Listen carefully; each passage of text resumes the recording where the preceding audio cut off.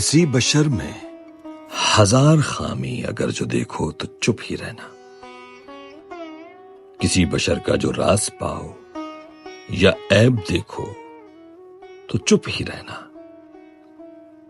اگر منادی کو لوگ آئیں، تمہیں کریدیں، تمہیں منائیں، تمہاری ہستی کے گیت گائیں، تمہیں کہیں کہ بشر میں دیکھی برائیوں کو بیان کر دو تو چپ ہی رہنا۔